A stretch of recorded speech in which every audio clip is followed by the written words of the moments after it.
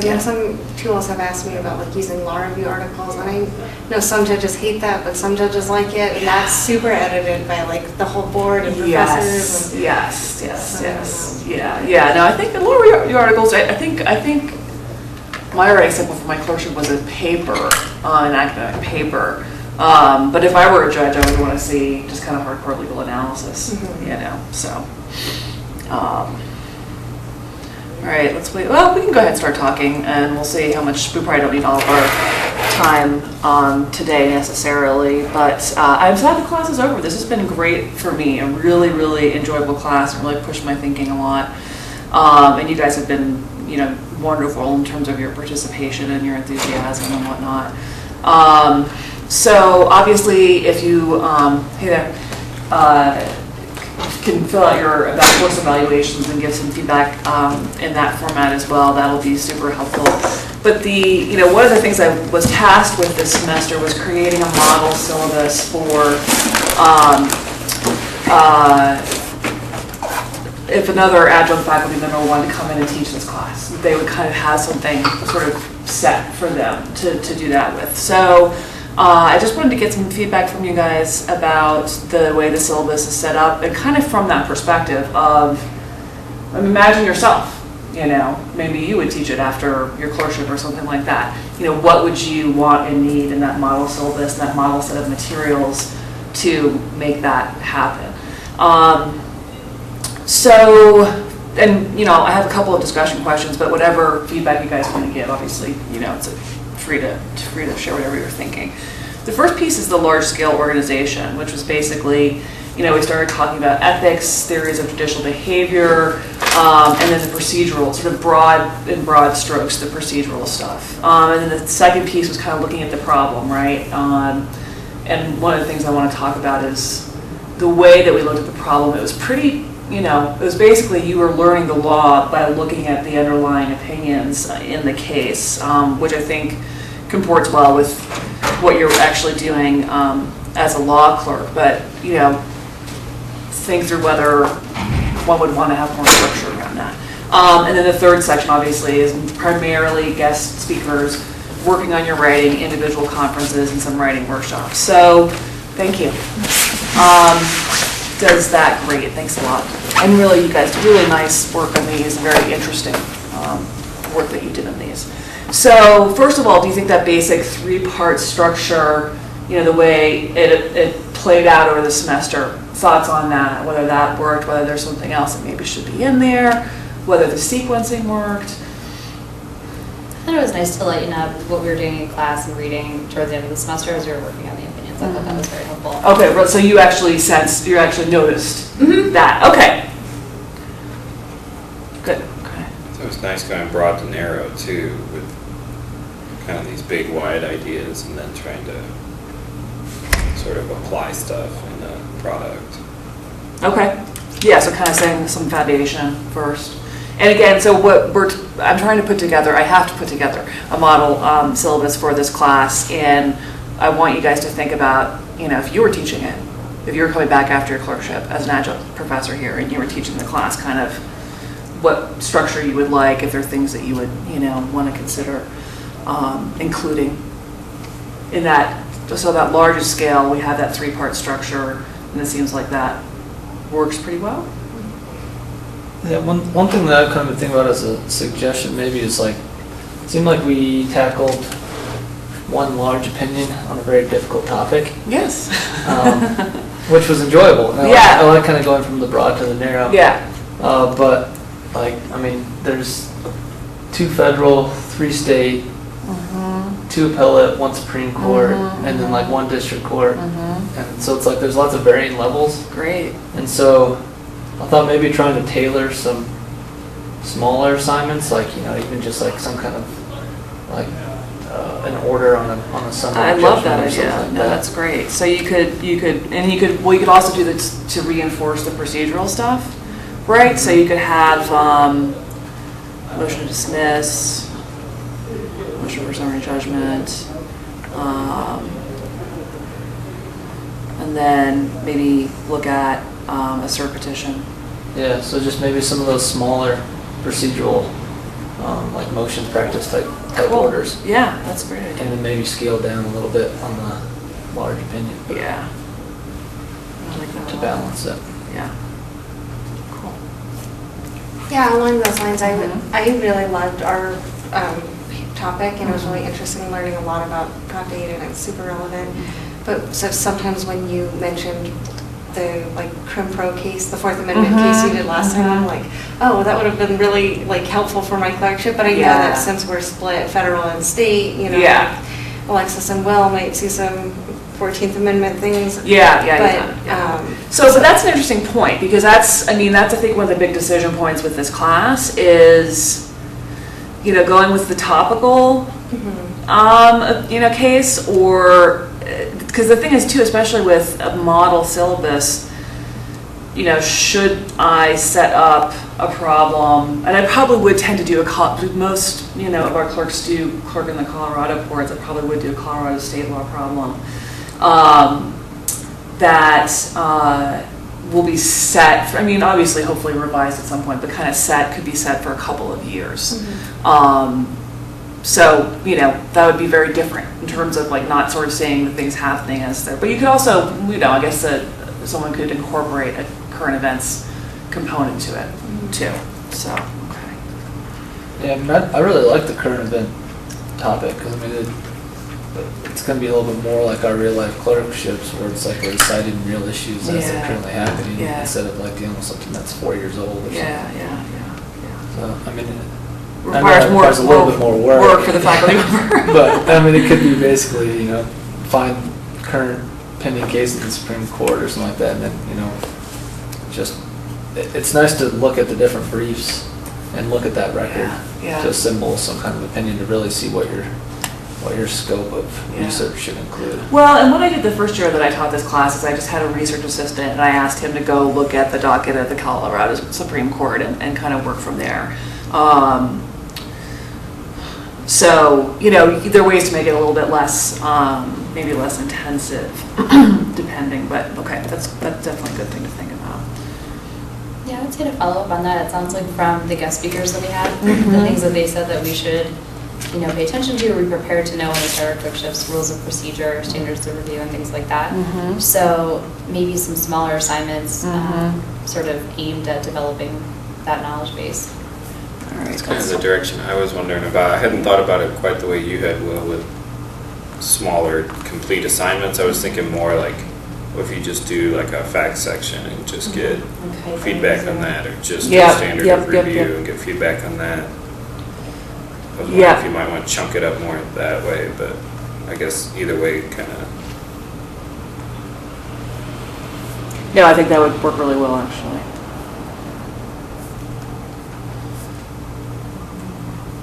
Something that I know I'm the only one, that I found, it seemed understandably so, since it was 4-to-1, that it was mostly geared toward appellate. Yes, Course was I know, geared toward absolutely. appellate courts. Yeah. And I think what Bill and Will suggested would make it at least maybe a little more balanced, and of course depending on what the student composition is.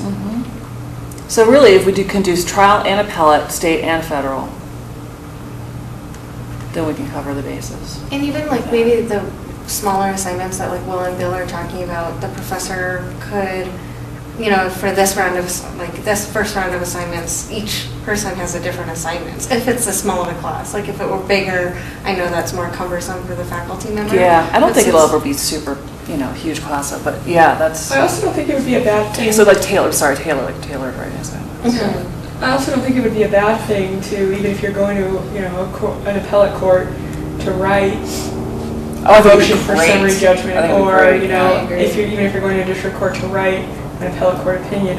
Because I think there are things you learn about your own experience that don't, I don't think that that's so necessary. Cool, okay. Yeah, I do think it was nice to kind of see the play between the different levels of the court system too. See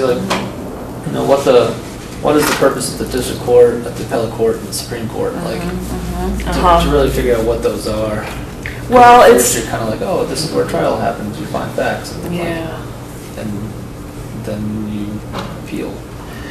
What's There's a lot. interesting is, to me, is that, it's easy to lump the appellate courts together, but I think one of the themes that came out really strongly, especially from the judges, is how different and also from Julie in her discussion, how different the two levels of appellate courts are, really. So Yeah. that's good. Okay.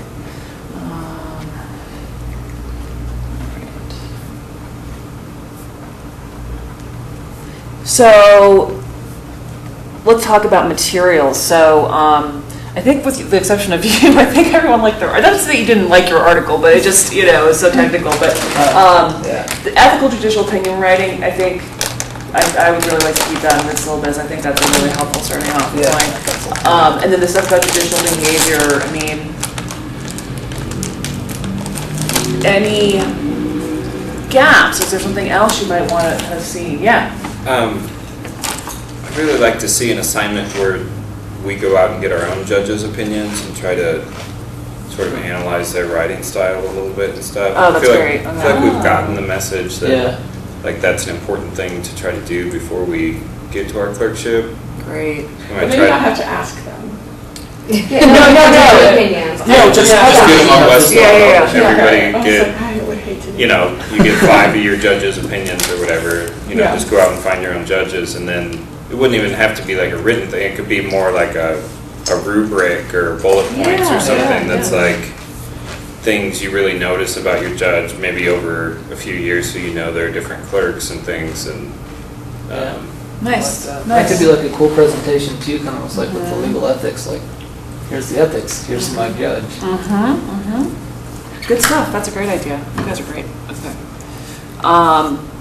Yeah, it's definitely something that's like we've heard a lot in this class, but we might as well just incorporate it, because it's gonna be stuff Right. we're gonna have to deal with this summer. Yeah, right. No, I think that's great. That's a really, really good idea. Okay, in terms of, so our coverage of ethics and judicial behavior, I think was about proportionate. Would you guys want more on procedure? That's kind of one of the things that I was thinking. More on procedure? I could have used some more. Just Yeah. I feel like I still just don't really know. Procedure, like a standards week of or review, something. yeah. Yeah, like when you said looking at a cert petition, I know what that means, but like what are you know, obviously whether you're going What's to grant cert or not, but worthy, like, yeah. yeah, what's cert worthy, what. Okay. I've been checking SCOTUS blog on Monday mornings because now all the opinions are going to be issued, I guess, on Monday mornings, I think, here going forward. But they had this discussion there today about the timing of filing cert petitions and how like there's this whole sort of dynamic around that at the United States Supreme Court level, where the court has sort of a surge of grants at different times in the calendar year, depending on a lot of different factors. But I thought that was really quite interesting.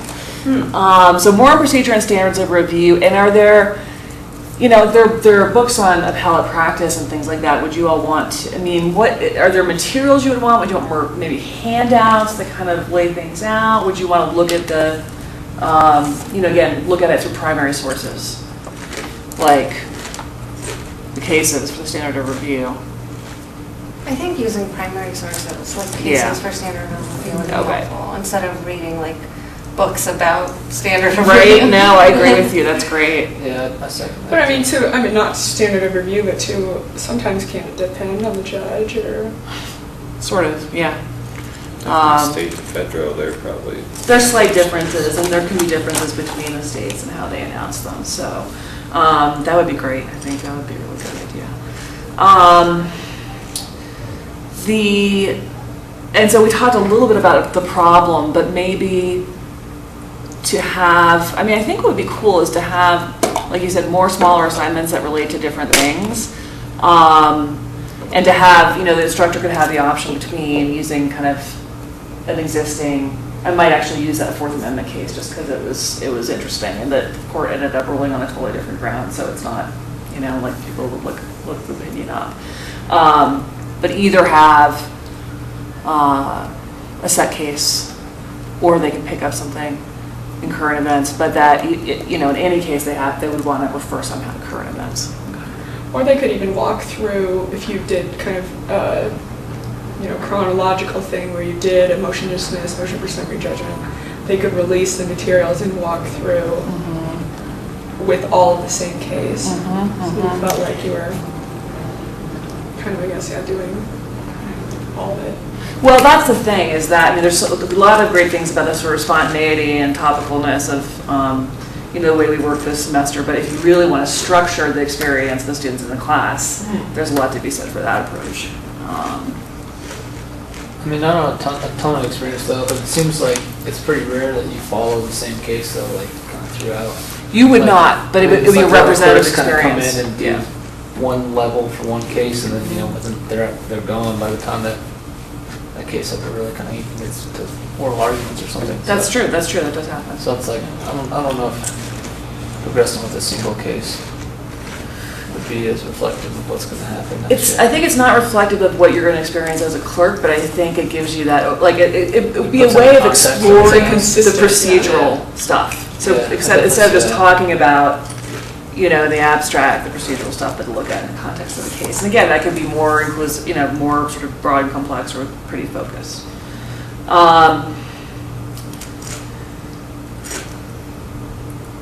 I think one of the great things about the Fourth Amendment case too was that we had a record to work with directly. And I mean, we could have done that here, but it just would have been a little bit cumbersome, and especially because you had all those findings of fact by the district court.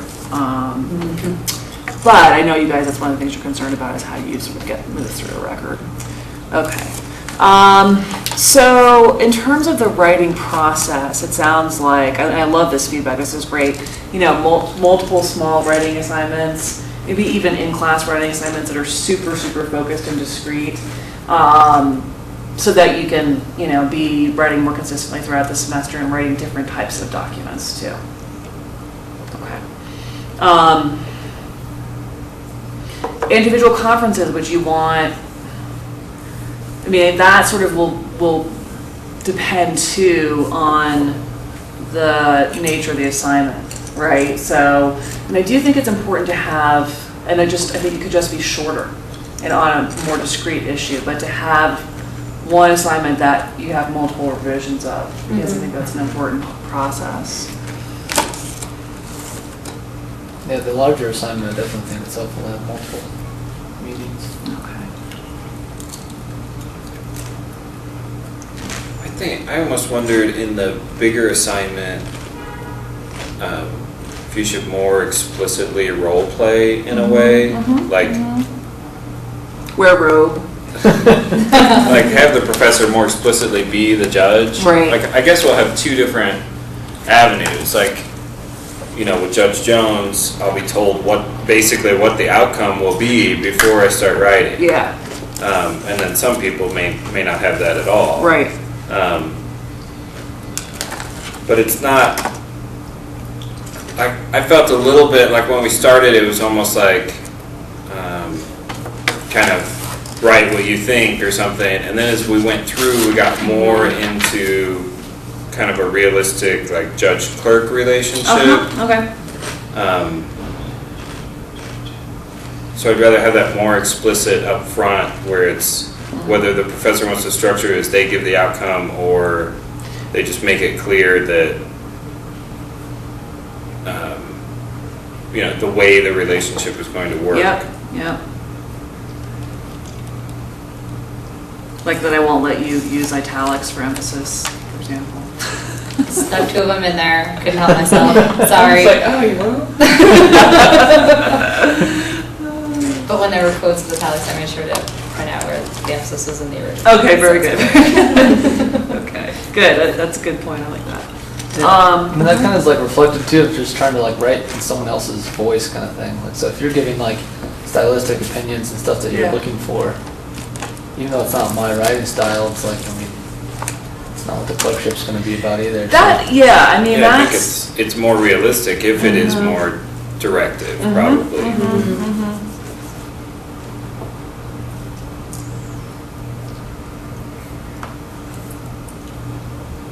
Well, and that, right, that one of the skills is, that's one of the skills on the course.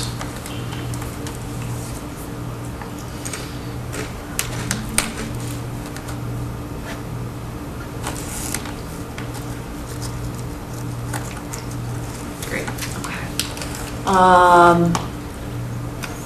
So in terms of the guest speakers, kind of, I thought it was more fun to go to the court. Right? Yeah. I mean, So I think that's. Justice Marquez was cool too, Yeah. which added to that. I Yeah, think. yeah, Yeah, I think you want to stick with her. She'll volunteer time. yeah. Well, and that's the thing too, is I'm gonna have a list of people, and I actually want to put Judge Carbarelli and Judge Arguello on that list.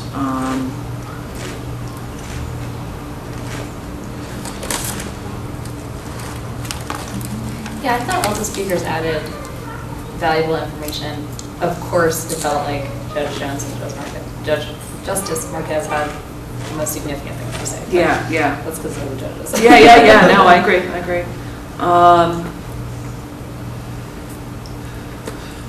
Yeah, it's like with the clerks, I think we could almost have like a panel of clerks Just one time.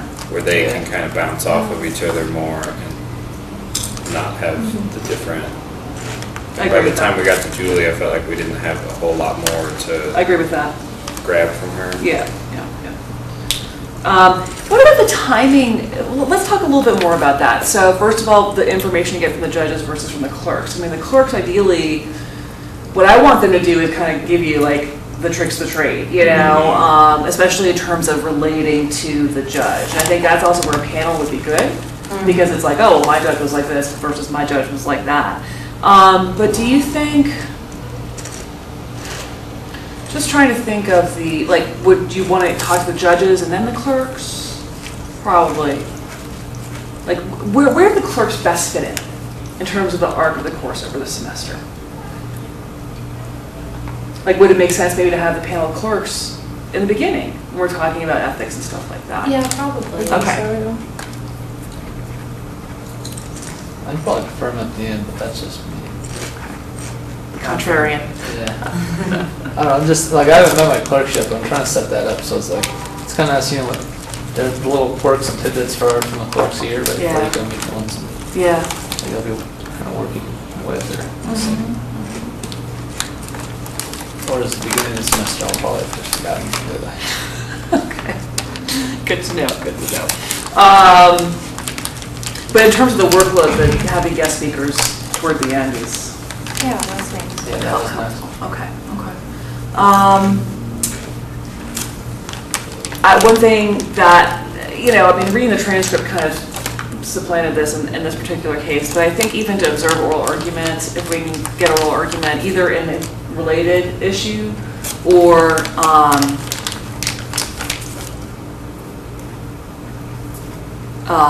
totally separate issue. But just so that we know there are going to be good advocates in the case or something like that. And again, this takes a little bit of legwork, but you know, it's a little more sort of logistics. But especially if there's a judge teaching the class. But it's interesting. I wonder. I mean, who do you think would be the best person to teach the class? You know, someone, because a judge. I feel like the judge is kind of. It's also natural to them, and I don't think it's also natural. You know, like there's actually this big transition. Well, I think that also that I don't know if they would, all judges would be so conscientious of the huge variability in clerkships. Right. Right. Right.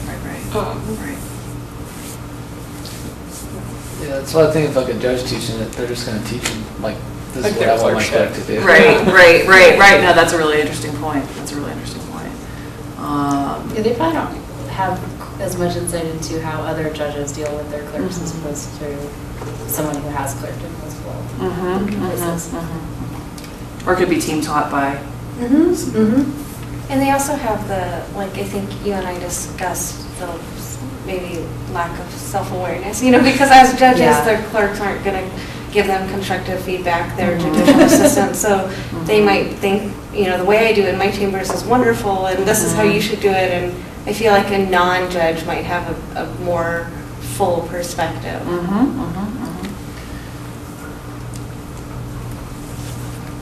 Well, some people who have been staff attorneys where they've interacted with a lot of different judges and they see kind of the whole overview. Be pretty good.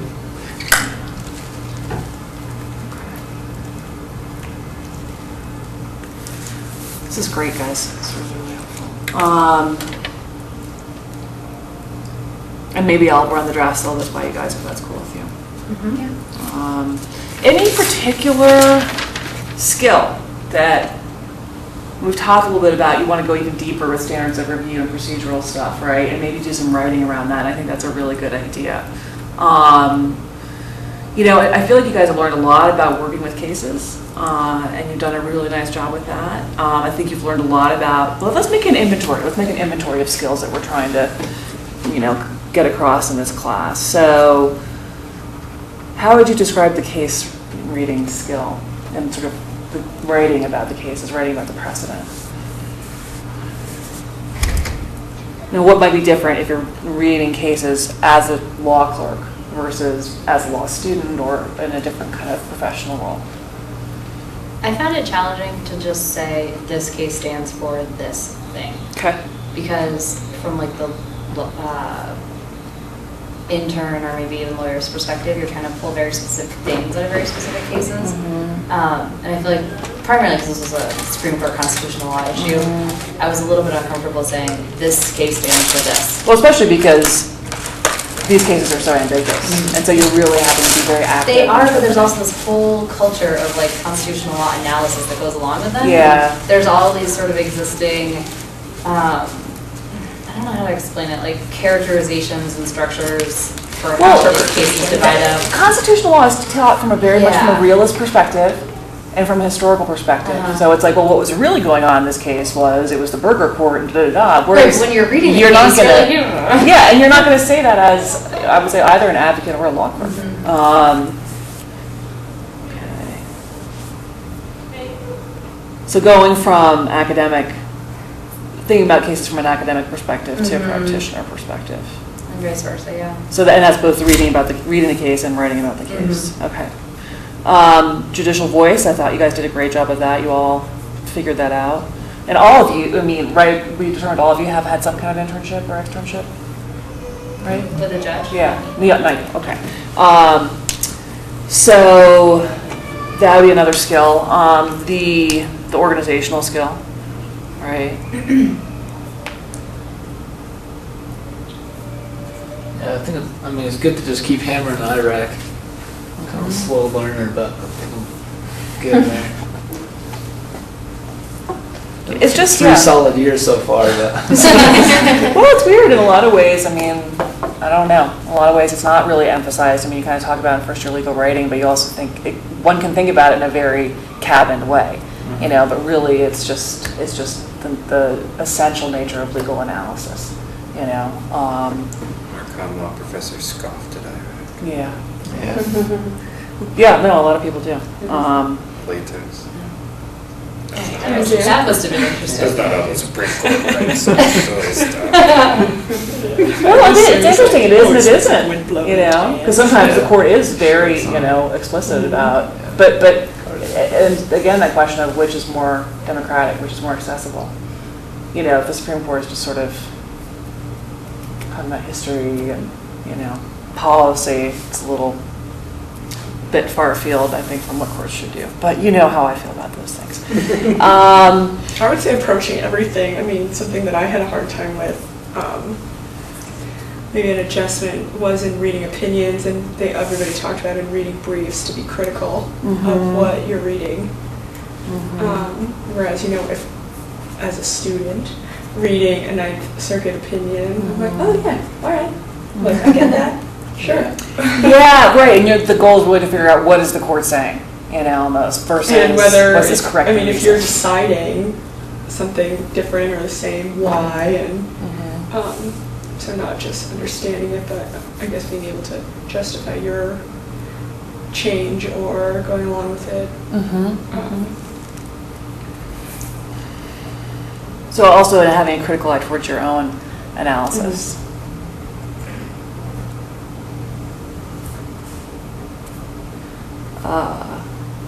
You know, thinking about ethics has definitely been one of the skills, I would say.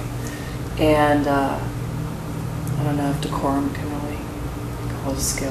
But. The most interesting thing that we talked about that I had never even thought about was the connection between writing style and judicial ethics. Like the reading that we had in the beginning of the class about is it formalism versus? It was actually ethical judicial opinion writing. Yeah, I thought that one was really fascinating because I'd never really thought about how writing style and the type of opinion that gets put out, how that relates to judicial ethics. I mean, I really like the beginning of the class to really kind of get you thinking about the larger concepts. Yeah. Right off the bat. Cool. And I think maybe a more formal revisiting before you start writing might be interesting. Other skills that belong in this type of class.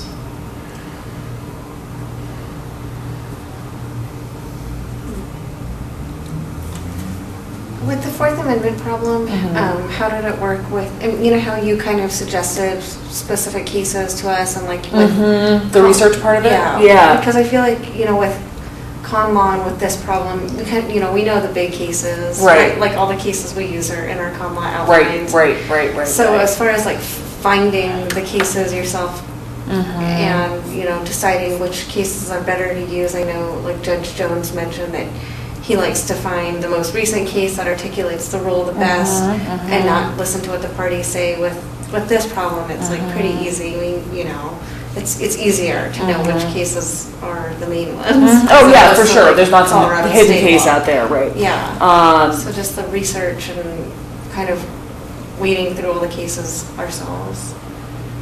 No, that's good. I tend to avoid research in my classes because I want to focus on writing, but I think it would be really, because we've talked so much about that, about your due diligence in terms of your own research, that, you know, at least have, let's say, 2 assignments that present you with maybe, let's say, the parties' briefs on, you know, an issue, and I mean, it'd be great to find some particularly deceptive or poorly written briefs. That's, you know, that's the other thing too.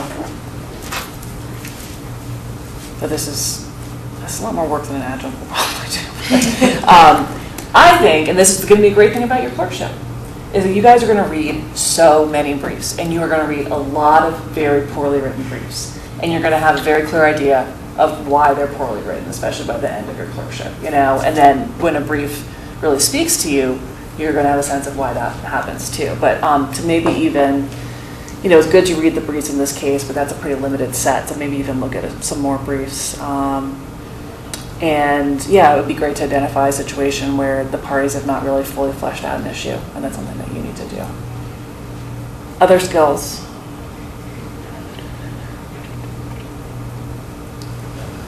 I don't know, my citation skills are probably a little weaker than anyone else's in here. Yeah.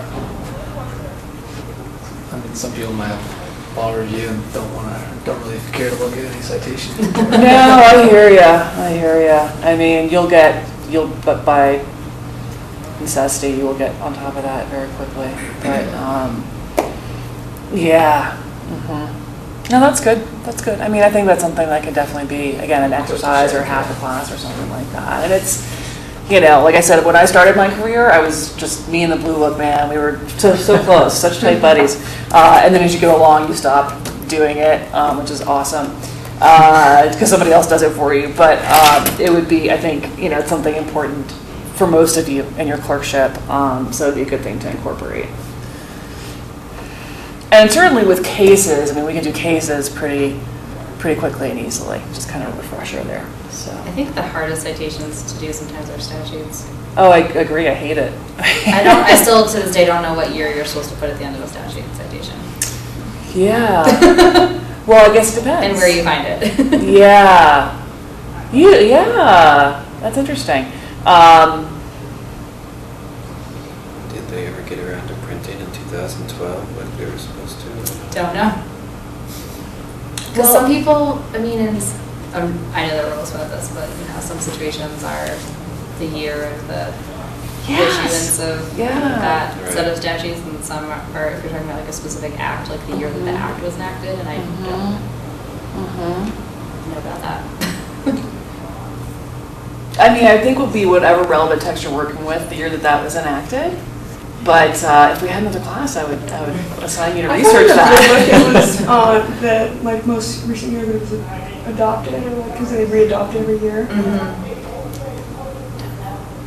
Like U.S. Code was 2006 because it's only Every printed 6 every years, 6 right? years, Yeah. but I don't know if the 2012 was actually But they just Didn't wouldn't keep print it her- because of the budget cuts or something? That's what, I wasn't Oh, sure. that's crazy. Interesting. But it is. But the raises another point too that, again, and I tend to, with the courses I teach, I tend to keep it really limited because I want to go deep. But working with statutes and working with legislative history Yeah, just because mentioned that like, would be great. yeah, instead of looking at like just Westlaw for a statute. Yeah. Yeah. A lot of the Business would be- Yes. Probably bad just to crack a book on that too. Well, the other thing too, if you think, like literally, if you think about you guys teaching this course, call in your legislative history expert, right? So guest speakers could also, as opposed to the adjunct professor trying to come up with, all the material for this, have a guest speaker come in who could address. But that's one of the things I thought about with the judges too, is actually giving them a little assignment, like, can you talk to us just about, researching X, Y, or Z, or what have you. Or like Julie talked about the librarians. Yeah. Oh, they'd probably be cool. They might be really interested. It would be helpful. Yeah, they Colorado Archives or something. That would be great.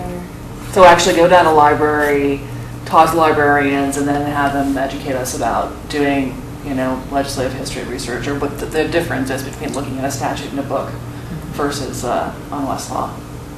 Good. That's a really good idea. Anything else?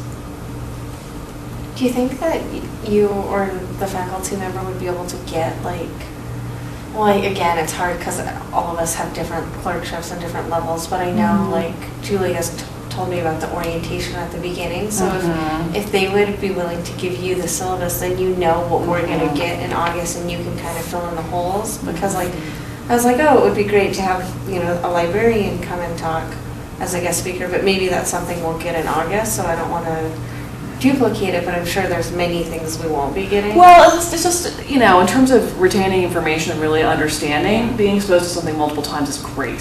It's great, because you guys have something between now and the end of your clerkship, most of you at least, which is the bar exam. So, talking about your clerkship class and then having the orientation and going back to some of those issues, I think wouldn't hurt at all. Yeah. So, and the other thing I would hope for eventually for this class is to create this sort of interface, between the law school and the courts and the people at the courts. And so if there's someone there who does their orientation training, they might be really interested in coming to the class in, April or March and talking about what they do in training and, getting feedback or whatever. So I like that a lot. When she talked about Judge Russell and his writing, I don't know what he would share or not, but his whole, I was there when they did it. He did several days, hour series of things about writing. Great. Yeah, Judge Carparelli done that standards of review presentation. Great. I mean, that's, I think, the most, is in a way the best model and definitely the most efficient model, is to get the experts, to have them talk about specific topics and present on that. Good stuff.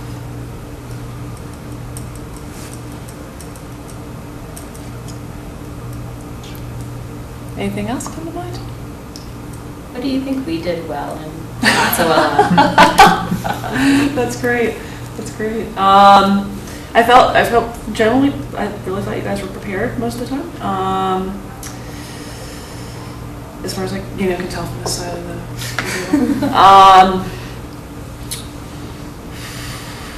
You guys really got into the problem, which I really, a couple of things. So I thought your presentations on the judicial behavior articles, I thought that was great. Because you all took it very seriously, and it seemed like you really thought about the material a lot in the course of thinking about how to present it. And then in terms of the problem, I think you guys have really, it's an inherently interesting problem because there's so much uncertainty in equal protection law, but I thought you guys really, one thing, criticism that folks have of the law school curriculum is there's not enough ambiguity. And I thought you all really jumped into the ambiguity and wrestling with it and trying to make sense of that. So I thought that was really good. And I thought you were very appropriate with the judges. That was good. I always worry something horrible is good. I don't know. I you know, judges are often very uptight, so I always worry that they're going to be thrown off by something. But they seem to be less uptight than, maybe they're evolving to be less uptight. Yeah, and I thought, you know, you guys, in terms of coming to me and working with me on your drafts, I mean, it was a really compressed period of time compared to what I normally do. But I thought you guys really, you know, you took the feedback, and that's so important. And when I write letters of recommendation for folks who are applying for clerkships, if this is true about them, it's one of the sort of main things that I will emphasize, which is taking feedback. And that's a couple different things. First of all, if I say to you, you know, I need you to write this in a more clear fashion or whatever, that, and not to say not to push back if you disagree or if you don't understand what I'm saying, but, you know, you don't want a clerk doesn't get that their writing, you know, can constantly improve, and all of our writing can constantly improve, and who's not open to that sort of feedback. But then also the other component, so the first component is responding to what you're explicitly told to do. The second component is then looking for that quality or opportunities to include that quality throughout the rest of what you're writing, right? And really incorporating that. And I think you guys did an excellent job on that count. Like your progression from the different drafts that I saw is really, you know, noticeable. So I think DU is really lucky to have all you guys going out and representing the law school in your clerkships. I think you guys are going to make a really good impression. And just pass that nasty bar and it'll be good. Do you guys have any questions about the bar stuff now? I know you're probably thinking mostly about your final exams. What is the program that DU offers? So some of you guys are in LAS. Yeah. And so you saw the tentative schedule, right? Okay, so basically, and I think there's 9 weeks before the bar this time, between when the study period starts and the bar exam, which is a long time. What's the the study period beginning officially? So like it's actually right after the week, graduation? Yeah, the week of, I think I'm actually doing the first presentation, which is on the performance test, and that's on May 28th, I want to say. When's graduation? 18th. Yeah, so you guys really, 18th to 28th, seriously relax and like treat yourself well if you can. There's that like online, like I think both Kaplan and Barbary They're like- start an online thing on May 20th, and you can do it here, but you can do it elsewhere. I'm going to Hong Kong. I talked to Professor Johns, but I've heard different things about whether to do it or not, or to how it's. So this is, okay, so back in my day, but this is, I tell this to grads all the time during the course of studying for the bar.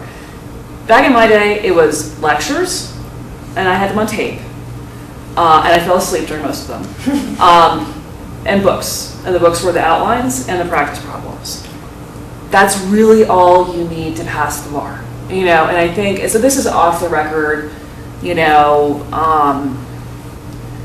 but there's this profit motive with the bar prep companies, and they're trying to constantly develop new products and sort of show how they're cutting edge, et cetera, et cetera. And my philosophy toward life, teaching, learning, is to keep it simple.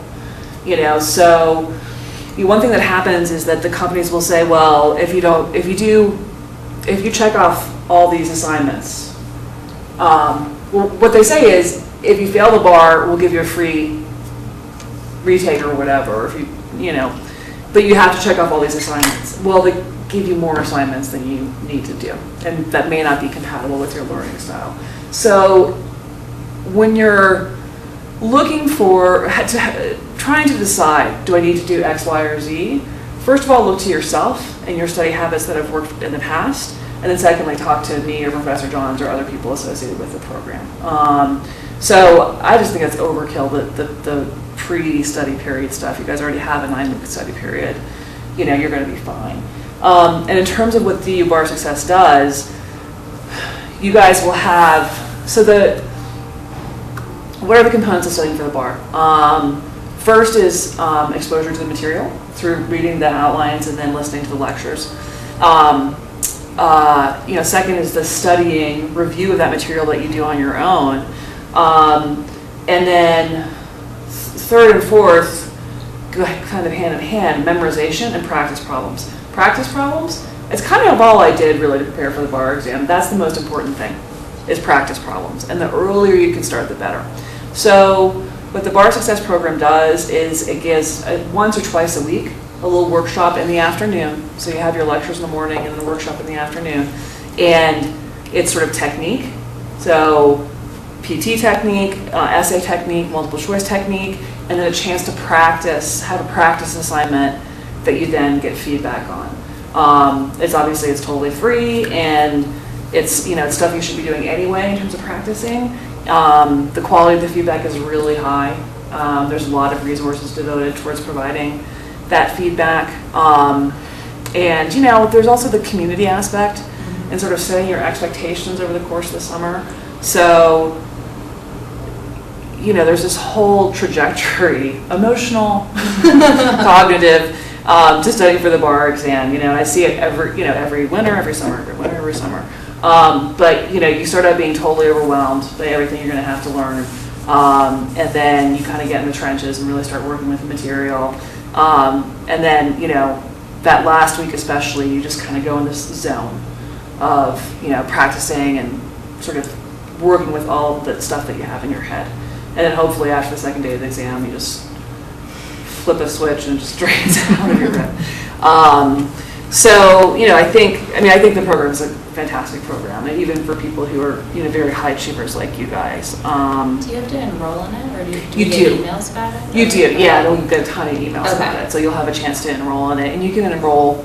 You should enroll right away, but you can enroll at any point. Okay.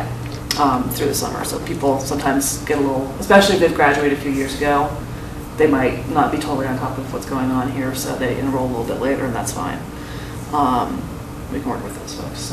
So the Bar Success Program work with Barbary and those other classes, or is it kind of its own separate program? It does now. It's and it used to be just Barbary, so it was really easy to coordinate the schedule, but now that's Barbary and Kaplan. It's a little trickier, but it maps onto the subject matter as you go through it as best as I can. So it's really built as a supplement to the commercial bar courses. Okay. And like I said, you guys, I'll be around this summer, so you guys can, if any questions about that, you let me know. Okay, great. So I look forward to reading these. I'm going to grade them right away. Get back to you with some light commenting, so that it's a learning experience. But you guys have got these in really good shape. And fingers crossed to see what happens when the opinions actually come out. What's the date for that? There's no date, but it's got to be by the end of June. Has to be? Yes. Is that, Yeah, they have to issue all these decisions by the end of the term. So we'll see. Maybe I posted on Facebook today. I said I was worried that my students' papers were going to be better than the actual opinion. Seems possible, but that'll be exciting. If you could guess who's going to write it and what they're going to say. Oh God. Just Instant. Kennedy, Yeah. probably. Isn't he a swing vote? Or swing Depends. Yeah, it kind of depends. It's sort of he has a right to write it, I guess. And right, if he's the one who's going to sort of get the majority together. I don't know. I really don't know who's going to write it. I think that's a tricky question, huh? Oh, Kennedy. Yeah, right.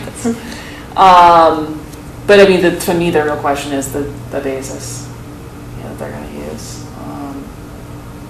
And I have my preferred outcome, honestly, not even in terms of outcome, but in terms of the reason that they use. Mm-hmm. But it's hard to say. We'll see. And then the Fisher case, too. If you guys, have not necessarily followed that, but that's an important affirmative action case that will be coming out, too, and be really interesting, again, in terms of equal protection jurisprudence and how that all works, to see how that is resolved. So Okay, good luck, guys, Thank with you. everything. Thank you so much for a great class. Thank And you. any questions at all, please don't hesitate, okay? Okay. Thanks. Yeah. I know. Law school. I'm like, semester. Ever? Ever. I'm loving this last class ever. That's crazy. Enrolling in an LLM program right away. Yeah. I don't think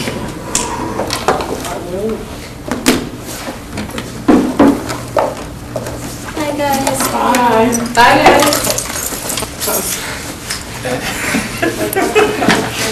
Cramming it. Yeah.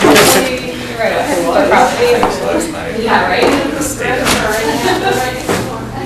Well, I like, once I get close to being done, I like meander a little more and. Yeah. I still have after my third crash, she said that like an entire page. She was like, I think you should cut all of this. Like it was not like little stuff. Like it was like Give her like finished draft, like, or just portions of the paper. give me like whole drafts. And Yeah, I never like got it. I never even submitted like a complete draft to her. Yeah, you got a lot to do. Like, where you been? Yeah, I could say like, oh yeah, I'm working on this. I'm working on it. Yes, sir.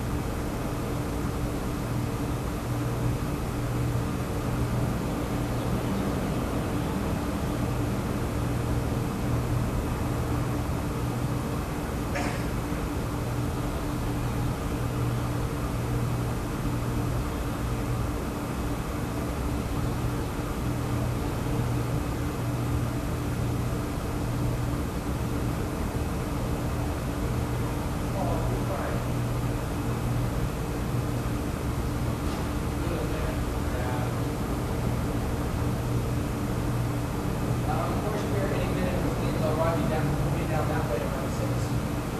Traffic is just terrible.